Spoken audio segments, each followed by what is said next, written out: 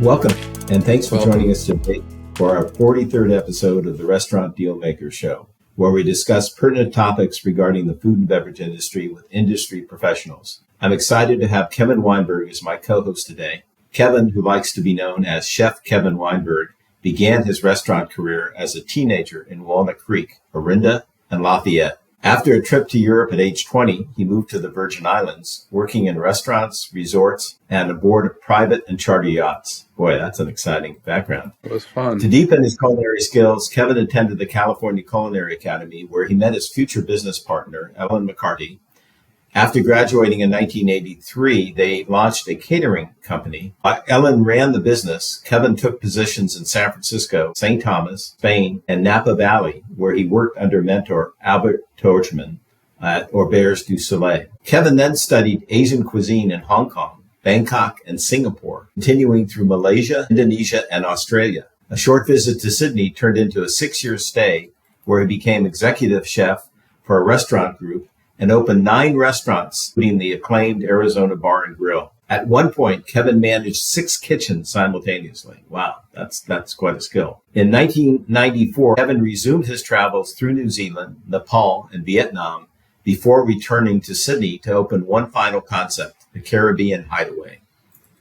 In 1996, Kevin returned to Walnut Creek to pursue a longtime dream, opening a seafood restaurant with Ellen. Walnut Creek Yacht Club opened in May 1997 to critical acclaim and quickly became a Bay Area favorite. 2008 remodel added a full oyster bar and heated outdoor patio called the Aft Deck. Kevin was named the best chef in the Best of Diablo from 2005 to 2007 and in Walnut Creek Magazine in 2012. Under his leadership, Walnut Creek Yacht Club earned top honors in Diablo magazine, including Best Seafood Restaurant, 25 plus years, Best Bartender, 10 times, Best Martini, Best Oysters, Best Sommelier, and Best Place for a Girls' Night Out. Wow, that's about all the best you could ask for. It was also recognized by the San Francisco Chronicle, Open Table, Yelp, the Michelin Guide from 2010 to 2014, and earned the Wine Spectator Award from 2007 to 2025.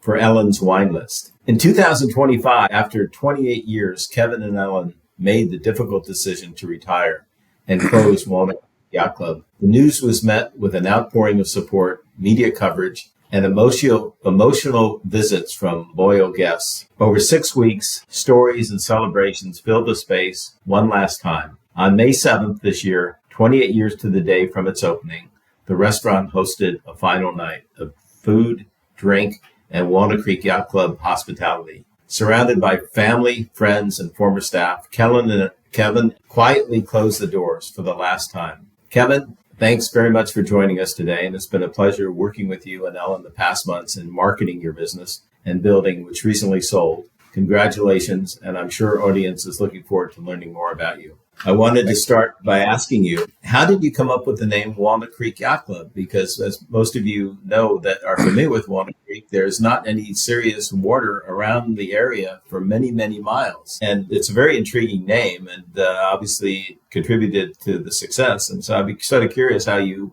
decided on coming up with that name. Hi, Steve. Well, thanks for having me on. And the name kind of came about when we narrowed down the idea that we were going to go with seafood, with a seafood concept. My brother-in-law was the owner of Osprey Seafood, a high-end seafood supplier in San Francisco. So we kind of knew we were going to go that direction. And it was sitting around going, okay, we want to be the Walnut Creek Fish House, charter bar, the WC Oyster Place. And I had experience with sailing in the Caribbean and hanging around yacht clubs. And the idea that we wanted was a place that people could come to for all of their occasions. It would be like their place, like their club, like a yacht club. And we just kind of went, hey, Walnut Creek Yacht Club. And that gave us our burgee, that gave us our motif, our interior design. Really, once we went, wow, let's go with Walnut Creek Yacht Club, that sort of put all the rest of the wheels in motion. And over the years, we've had, even in the beginning, people were like, oh, I don't want to go there. You have to be a member. And we had a food reviewer even say, oh, I didn't know it was a real restaurant. And we would tell people, yeah, well, we're going to put a marina in, but the city won't give us the permit. And In the end, there's a famous dairy in this area called Berkeley Farms, and we would tell people, Right. well, there's no farms in Berkeley. So Right. we stuck with the yacht club, and it really turned out to be exactly the right move for us. Yeah, it certainly was. Then I know that during the marketing process when we were, selling your business and the building, you were very adamant that the name, the brand, the menu would not go with the sale. Tell the audience, what was your rationale for that? Well, when it came down to us, ultimately making that decision, my partner, Ellen, and I, this was one of those things that we had put our blood, sweat, and tears into and really built it to what it was, being known for its food and hospitality and wine. And changing, longtime brands, especially independent ones, if they're family and they transfer within a family, a multi-generational operation, they tend to have a good chance for success. But in just new ownership, under new management, even if you don't change a single thing, it's the same bread, it's the same server, it's the same busser, it's the same, everything stays the same. People's perception is that it's different. And the market is very finicky right now, and you can't afford to lose any of your sort of clientele base that takes a hit to your bottom line. So it makes it difficult with the perception for a new team to continue forward and be as successful as we were. On top of that, we didn't want to have the brand to be damaged in any way where they have to change the recipe for the chowder, or they don't do the oysters, or they change the cocktail list, or they don't have the wine list the same. And we wanted people to be able to drive by that spot and look at the building and go, oh, remember when that yacht club was there, and we did everything. We had all our anniversary, all of our parties. Remember when it was good, and sort of tarnish what we had built. And we have a legacy there, and we were proud of it. So we ultimately decided that no, the brand and all that comes with it wasn't going to be for sale. It was going to be the space for somebody else to try their sort of dream in. We have all of everything it takes to set one up. We wouldn't rule out talking with somebody that wanted to, not like a franchise, but develop the concept. It would work in a lot of different markets. It certainly worked in ours. Okay, that's great. Towards the end of the interview, I'm going to give you a chance to give your contact information. So if somebody is so motivated to do that, they know how to get in touch with you. Now, when I started selling restaurants, I worked for a company that was in Pleasant Hill, which is very close to Walnut Creek. And I know I started prospecting a little bit in Walnut Creek in 1996. And I go to Walnut Creek regularly now because my son and his family live there. And I've noticed just a tremendous change in Walnut Creek. Give me your perception of what was Walnut Creek like when you opened versus what is Walnut Creek like today? Well, it's changed, I'd say, radically in that period of time. Back in, in the early 80s, there wasn't a big, whole dining scene going on. I mean, the California restaurant business hadn't really born yet. It wasn't until the 80s when that sort of started here. Spectrum's restaurants opened a place called Spiadini in about 5 or 4 from San Francisco. They were the first people to kind of look at this as an up-and-coming market, the BART station. They opened right near the BART station. They were a little bit ahead of their time, and it didn't take for the long term. But around 94, I was in Australia. Ellen was still here. She had her sort of finger on the market and was saying, Walnut Creek is ready now. And at that time, Bradley Ogden, and they were getting ready to open Lark Creek Cafe down the street from us. They opened, I believe, in 96. So that was the first sign that, there's going to be some activity happening. It's going to be a good place for a restaurant. So then I came back and we canvassed the area looking for spaces, trying to find where it would be right. We were looking at restaurants and keeping tabs on who was doing how much business on what days to try to figure out who might be going out of business and see what would become available. And then this spot opened and we went for it. Right. We signed the lease in 96. And then we started construction in February of 97 and we moved in May. It's pretty quick.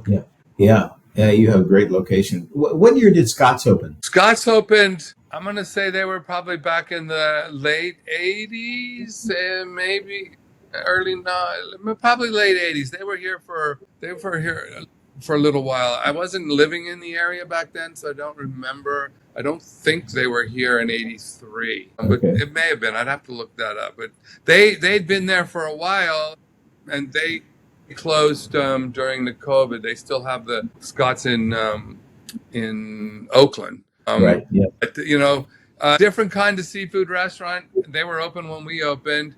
They had a much older clientele that had been going there for many years. We were gonna go after a very wide market. We knew that, as following our sort of yacht club idea, that we wanted our market to be wide, from young people on dates to older people, celebrating, the 50th anniversary.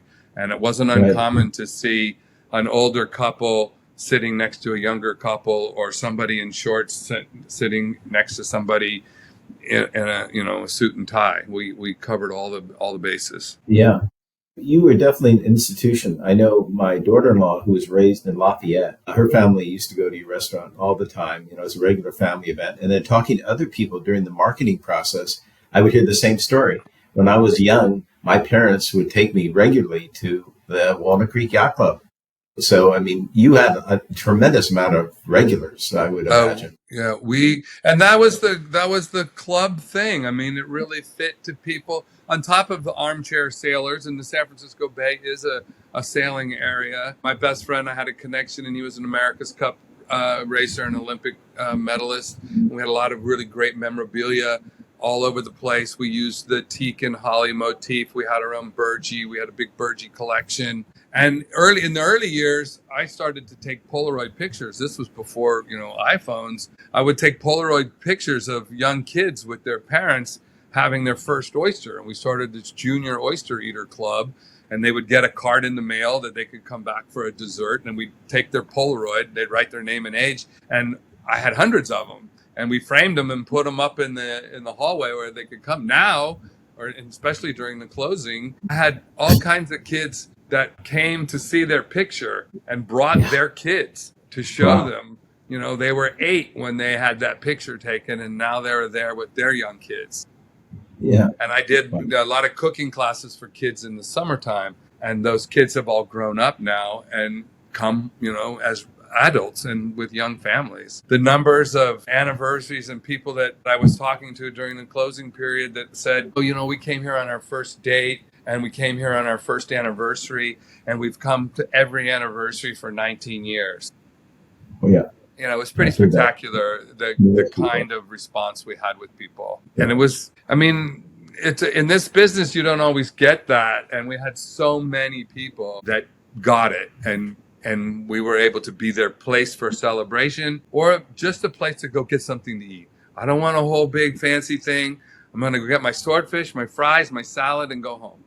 Glass of wine. So we covered it all. Yeah, for sure. So from your perspective, what are the major factors and challenges that have changed in the industry since you opened the yacht club to the day that you closed the yacht club? What have been the major? It's a big span of time, and there's been a lot of changes in, regulation and costs and employee relationships, all of those things.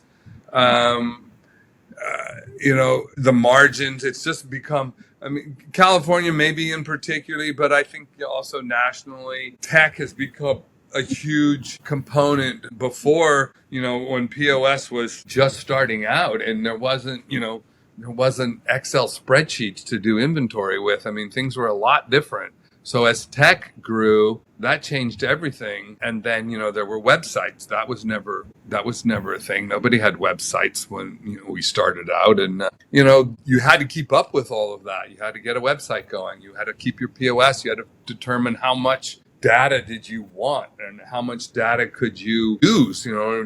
You could get buried in the data that POS systems could give you today. Credit card processing, all the regulations involved with employees just kept changing. as we kept growing. The bottom line, though, for us being an independent was hospitality. And, we wanted to stay focused on that. We wanted to provide excellent hospitality. And there's a difference between hospitality and service. On top of the food, our food had to be really good. I was a chef and I was passionate about food. My travels led us to be we called it sort of a global cuisine. There would be dishes on the menu from Thailand next to a gumbo, a variety of different kinds of sauces. So there was a lot of influence from around the world, which gave people variety, which people want, controlling your costs as things, I found old menus as we were doing the closing and looking back at some of the pricing when we opened to what we charge today. I was like,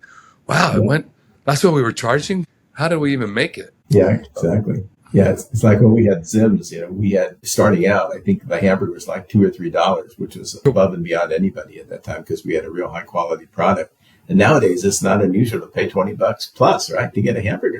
It's just for a regular hamburger, run-of-the-mill hamburger, unless you go to fast food. And even their prices. I know. Yeah, we fought hard to try to keep our pricing in line especially probably I would say last, 8-10 years. It was more rapid, and we didn't want to be one of those places. We were perceived for a lot of people as being costly, but we had a costly product, and we wanted to try to make sure there was value there. And, we would fight rising prices wherever we could, right up to the very end. I mean, I made some calculated price increases in the last year, and a lot of our guests were like, you got to raise your prices. I went to this place down the road, they were $50, and absolutely, we just didn't want Kevin, what was your favorite part about the hospitality expensive business? But as it got closer and closer, you have to be real. You got to look at your numbers, and what gave you the if you got to charge more, you got to charge more, or you're not going to be in business. What gave you the most nachas, happiness? The fact that we were playing off of the. Say it again. Yeah, in the end, just making people happy, making people come in and they have a good time. They have great food. They come back to get something that they've had before, and it's just as good as it was the last time. They bring friends because they've said, "Oh, this was our place," and then their friends love it, and then they bring friends, and talking to people. In the beginning, I was in the kitchen, and Ellen was in the dining room, and her personality and charm and touch with our guests in creating that space in the dining room was instrumental. I had to back it up with, good food. And then we did it with, our staff being well trained and explaining to them how we want to talk to people and treat people. Those things were really important. And that also, made a difference. That made people come back the next time. And if you get one person in the door, that's the customer you need to market to. And if you get them won over and they come back, you're on the right road. And then you get them to tell their friends, and then they come back. And I would come to tables, and we would, Ellen would come in the kitchen. Can you make a little something for these people? They're here for this or they're here for that. And then I would whip something up and we would send it out. Or can you come out and talk to them? And, we did a lot of that. And then we started theme meals. One of the things we started to recover from the '08 collapse was, we called it the last Wednesday dinner, family dinner. And we started the last Wednesday of every month. And we did a themed menu. I would do Mardi Gras, and it would be all New Orleans, or it would be Spain, and I would cook paella. We did Oktoberfest, and we'd make pretzels and the whole thing. But it was sit together, communal seating, serve family style. I really enjoyed doing that. And over the years, we had people that would, sign up. We'd do 10 a year, and they'd come to every one, and they'd come every year. And the Oktoberfest one grew so big that we had to move it inside. And then it got so big inside that we said we can't do it that anymore. We had to tone it back down to so those meals were usually for around 35 people. That's and cool. We had, all kinds of great themed dinners. We did one for the farewell tour of the Grateful Dead. I was a big Dead fan, and we did a, Grateful Dead dinner, and had all kinds of people that I didn't know were Deadheads show up for that. So yeah, those were really fun.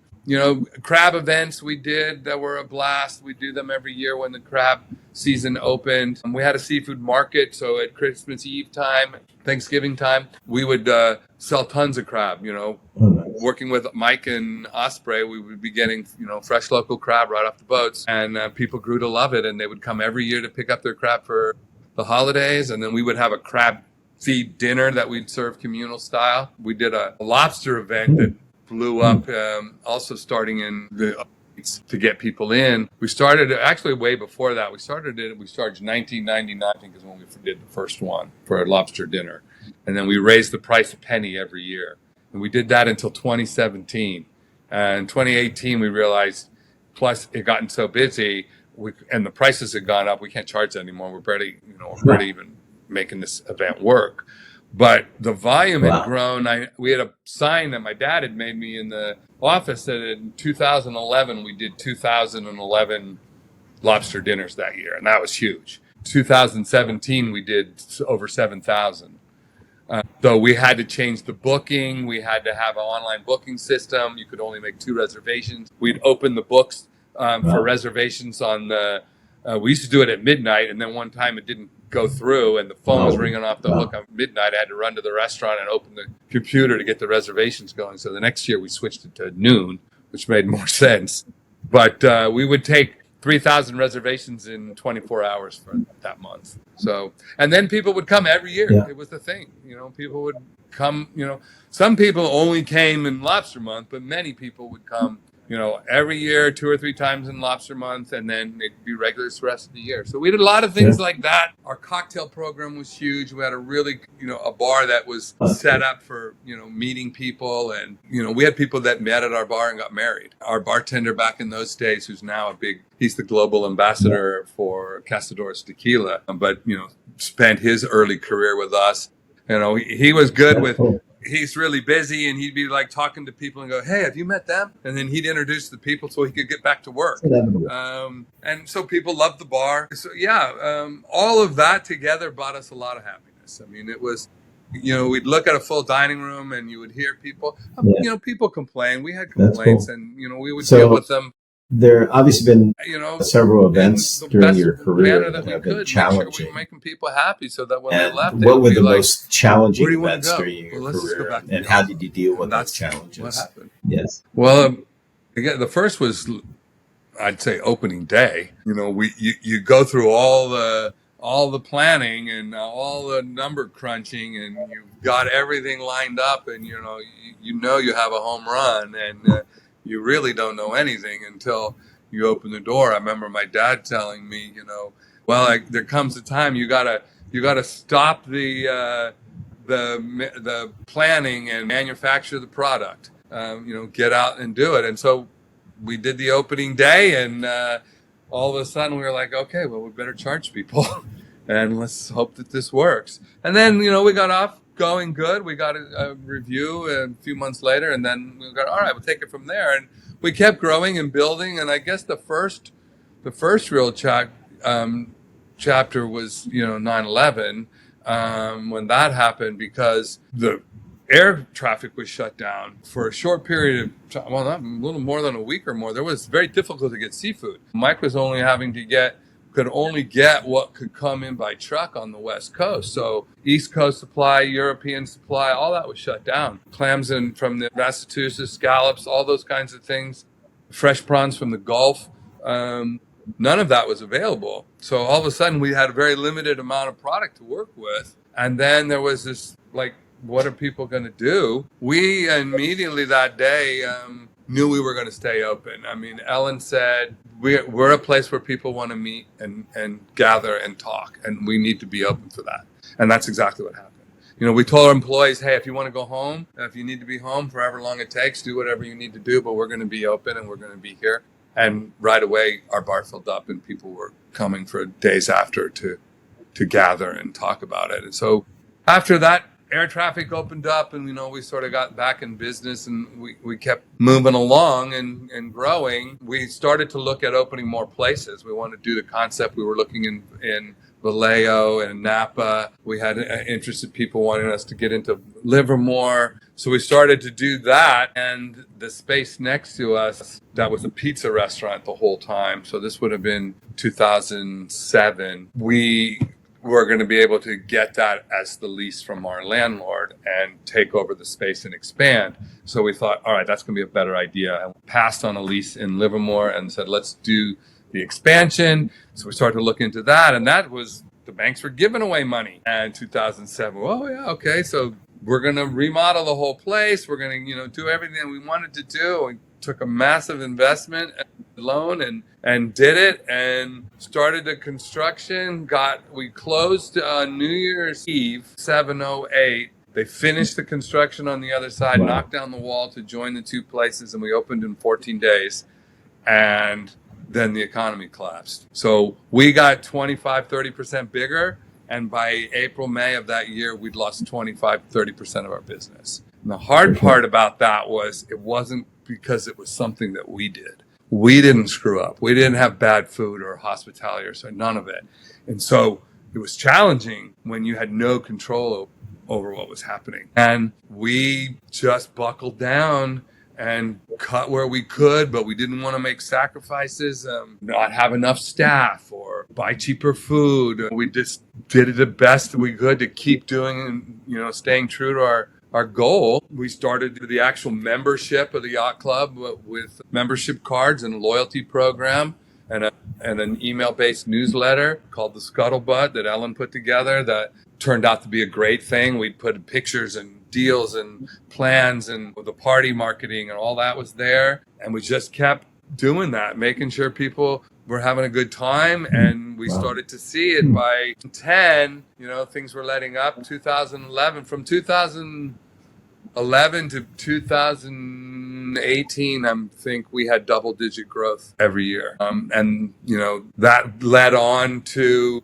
the opportunity for us to be able to buy the real estate, which we did that, which also made a big difference for our future. And then COVID, which was one of the bigger challenges not anybody in the restaurant business in this country in the world had to deal with it. And everybody was dealing with it differently. I had a chef restaurateur from a nearby restaurant come over on the second day. I was like, what are you going to do? What are you going to do? I'm like, I'm going to whatever it takes, man. I got everything on the line here. I can't just close up. They in turn did. They just said, no, we're done. We closed up. And they were a long established restaurant. And we just, we went from 50 to 4 in staff. And we switched Ellen's work to being remote so she could do, whatever she needed to do, keep in touch with our customers through our newsletter and the marketing remotely. And then I had 3 people with me. We were not a to-go restaurant. We didn't even have very many to-go containers. Our food is not to-go food. Fish and chips, steams, calamari. That wasn't our thing. And we quickly had to figure out how to do that. We started a menu trying to move off product that we had, but we knew there was just no way. We didn't have an infrastructure for ordering or any of that. There was just no way we were going to move this product. We ended up giving away most of our food in bags that we put together as our staff came to get their last paychecks.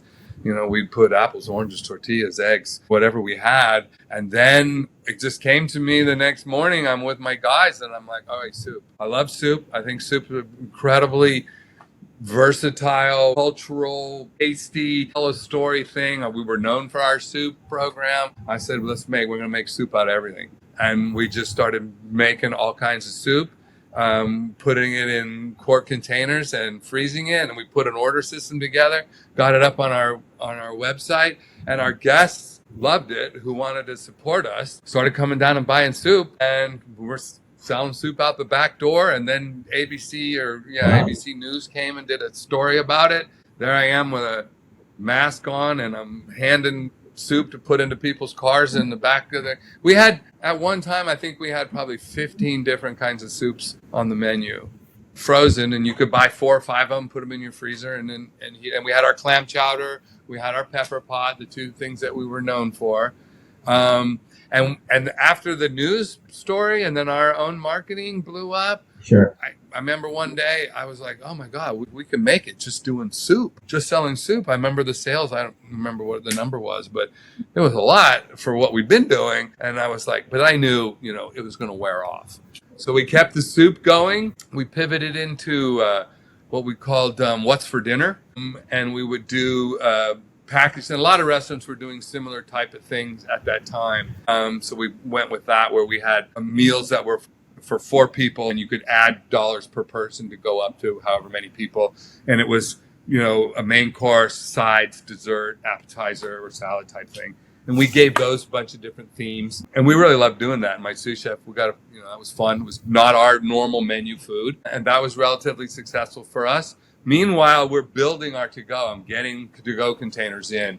We're getting them. We got, Chow Now on our platform so people could order online, and got a menu that we could function with just 3 guys and 1 person, my assistant, Yesenia, answering the phone. And then that grew till where I had to get somebody else to help answer the phone. And then that grew even more, where I had to get a couple more cooks. And by June, we closed down in April, May. Yeah, probably in the beginning of June, I was able to start to bring back some of my kitchen crew so we could just keep up with the to-go order.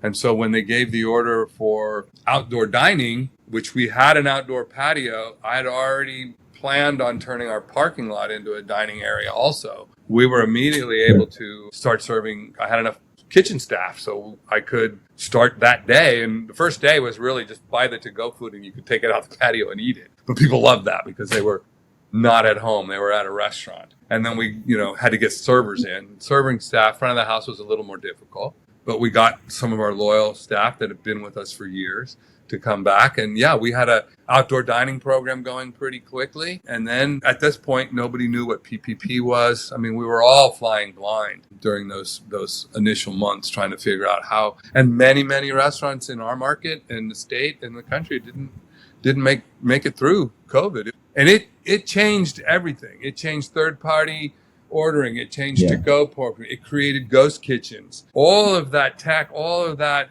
even since that, when things got so much normalized, maybe by 2022, if you can call that normalized, we kept our to-go program going. It wasn't huge, but people were still ordering to go. Many people after the COVID, in the market decided, oh, heck, if I can get a restaurant meal delivered, I'm just going to do that. It's easier for me.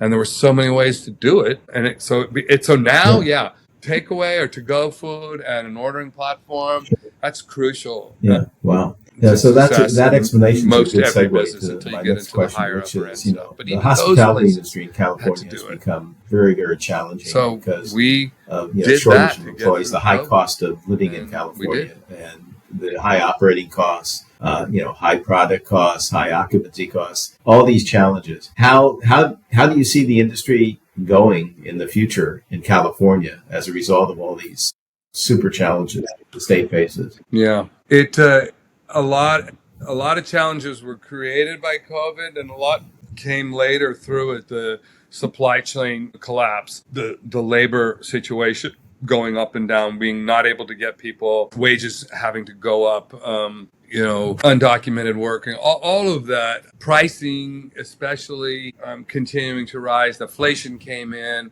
So really, I mean, what are we, late 2025, 2021, we were just restaurants were just sort of finding out, did they make it through COVID, and how did they change, and will they be able to keep going, or how much longer can they keep going? Did their model change completely? I know a lot of places, in certain markets were able to, I don't even need to have a dining room anymore. I'm just going to continue to go.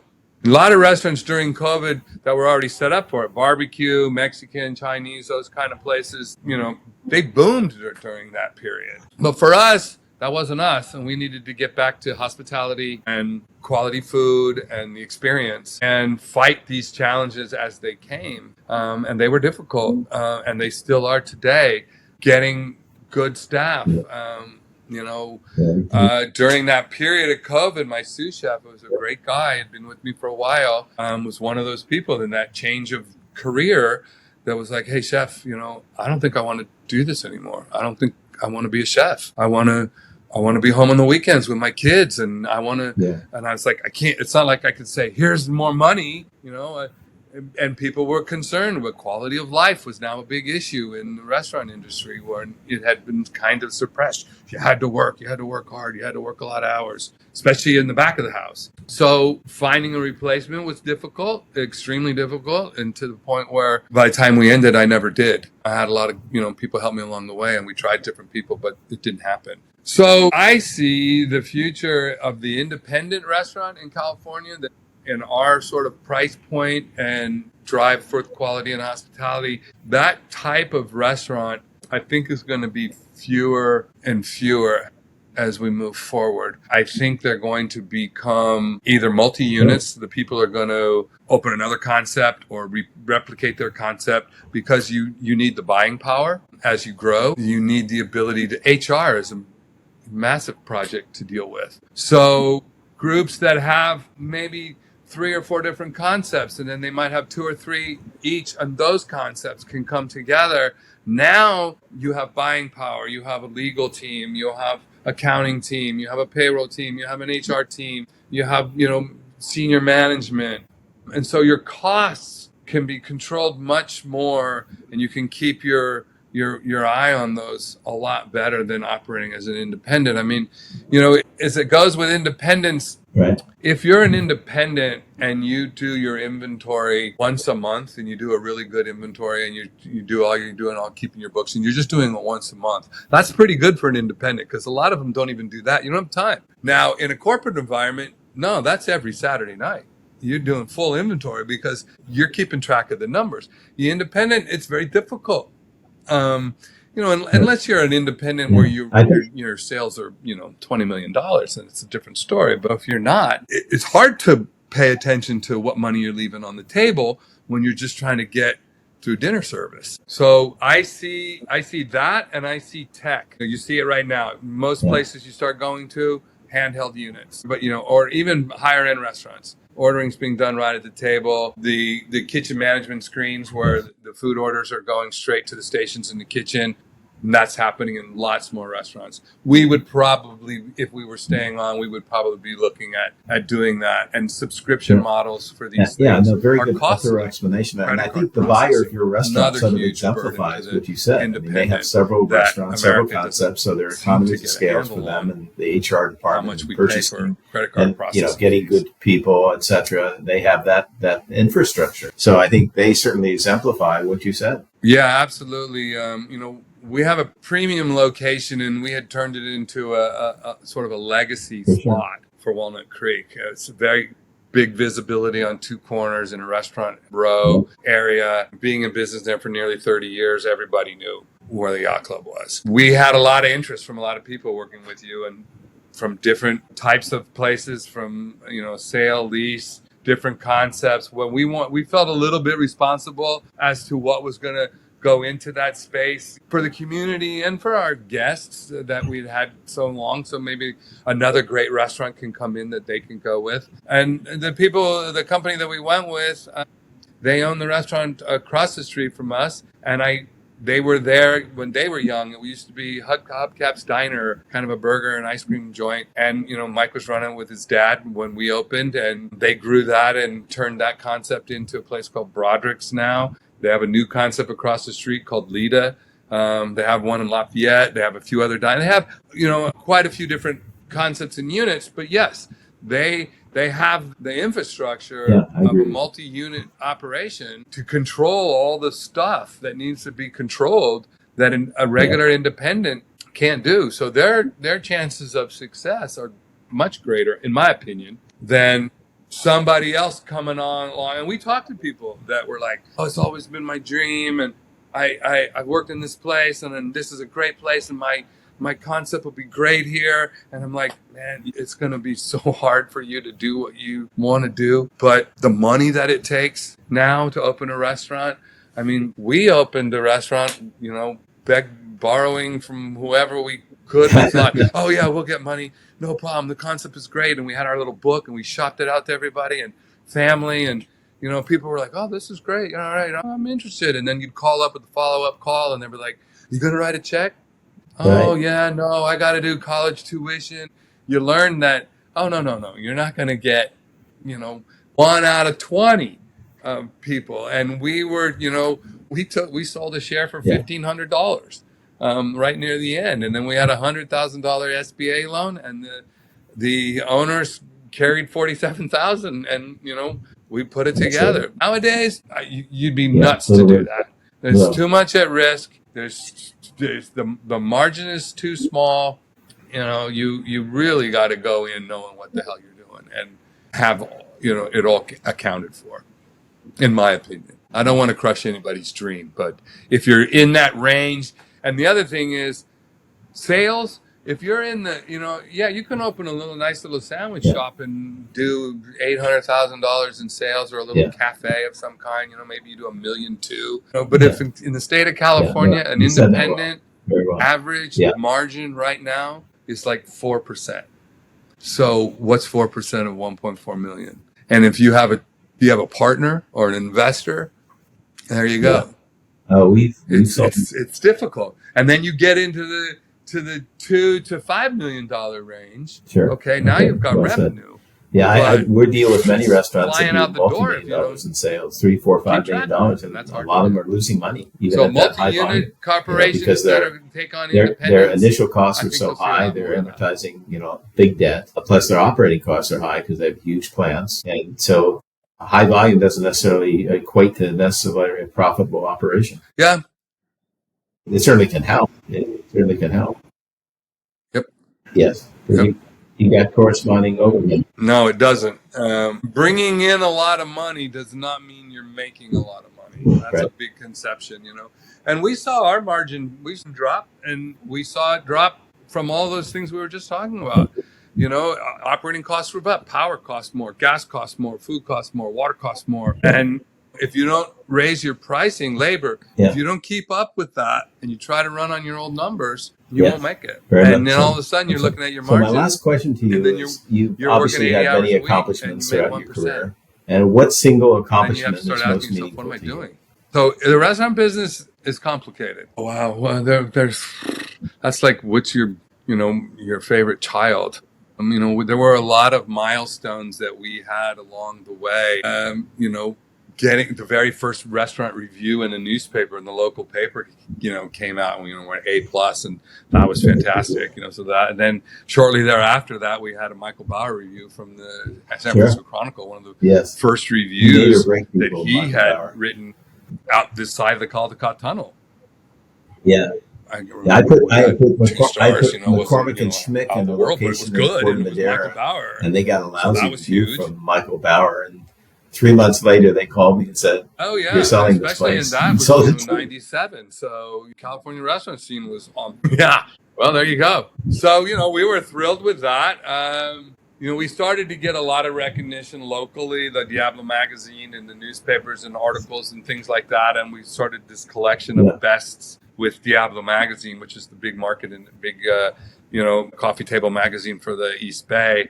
And I think by the time we closed, even we got Best Seafood in the last issue, and we were already closed. But I think we must have gotten, we had a big poster in the window keeping it going every year, 30 plus bests of all different categories, Best Seafood every year. So all of those, even though they're sort of marketing things, they were important. We had an upstairs wall that's covered with accolades. So those accolades were great. 10, when Zagat was happening and stuff, we hadn't been listed in Zagat, and I was like, what do we got to do to get a review in Zagat? Yeah. And the next day in the mail, we got a Michelin recommendation. So the Michelin Guide at that point, it was 2010, they were doing recommendations. They don't do it anymore now. They do the Bib Gourmand, the $40 dinner kind of thing, instead of the recommendations. But for me as a chef, I was like, wow, that was awesome. So 2010, 11, 12, I think maybe 4, we got 4. Then they stopped doing it.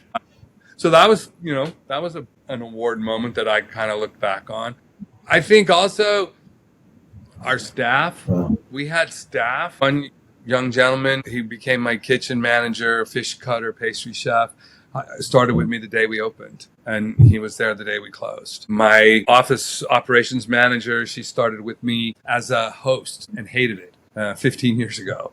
And I moved her into expediting and running food with me, and then later into the office, and she totally excelled at that. And I was like, great, this is perfect. Now I can start delegating responsibilities that were clogging me up to her, still with me to the day we closed. One of the people that stayed with me through For sure. We had servers and bartenders that were 10, 12, 14, 15, bussers that were 15 years. That kind of loyalty, it made it really difficult when I had to tell these people that we were closing. But it was one of the things, I feel it now, even just talking about it, that as a restaurateur and operator, Ellen and I both, it was heartwarming and heartbreaking at the end. But the loyalty that we had from key staff over the years was fantastic. And then we back that up with this loyalty from guests. Yeah, that in itself, also, that's about right. Hey, not a lot of restaurants go 28 years. There's the old thing they say, and different people debate it, but most restaurants fail in the first two. Half the restaurants fail in the first 2 years, and the other half fail in the next 5. Somewhere in there is the truth. Absolutely. Well deserved.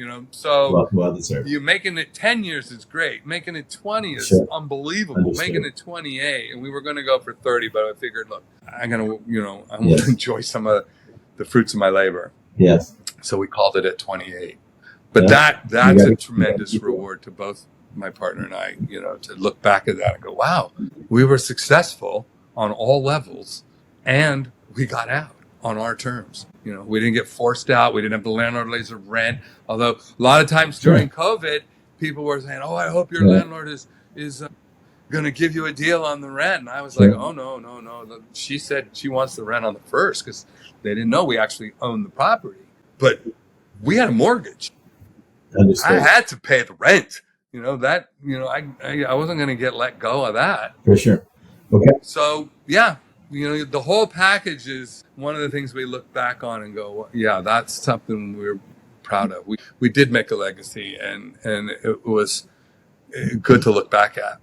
Getting there was tough the last month. It was a pleasure working with you. And By the way, Kevin, I want to thank you very much for sharing your accomplished background, which I believe will serve as a role model and inspiration for future ambitious chef entrepreneurs. And if anyone wants to get in touch with you, what is the best way for them to do so? Somebody, as you said, may want to license your, the Walnut Creek Yacht Club. So what's the best way?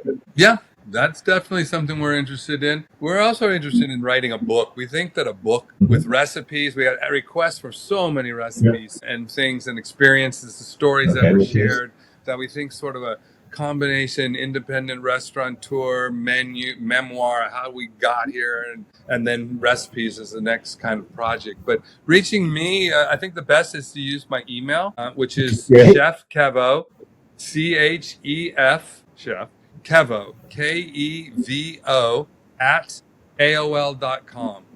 AOL, I got my first email address and I stuck with it. But Chef Kevo, all one word, at AOL.com. You can email me any question, any anything you want to talk about. I'm happy to talk about the restaurant business with people. I think the next stage of my life might be some of that. Some people will. Younger people, younger chefs. I'm, love mentoring and talking about the business. For sure. Well, anyway, I want to wish you best wishes to you and Ellen, any of those your partner, for long lives filled with good health. I think we can put it in the link or in the comments or something later. They know how to do that. Future restaurant Dealmaker shows co-hosts are in October, Dan Baker, who is our own restaurant realty agent, who was formerly the chef owner for 21 years of Marché au Fleur, one of the top restaurants in the San Francisco Bay Area. And Dan has an extensive background in restaurant consulting, so he'll have some really good things to say that I think you'll be interested in. In November, Bennett Maxwell, he is the founder of Dirty Dough. It's an unusual name, Dough spelled D-O-U-G-H, which is one of the fastest growing QSR restaurant concepts in the country, with over 80 locations open nationally. And there are supposedly 450 units currently under development nationwide. And they've just recently been acquired by Craveworthy Brands.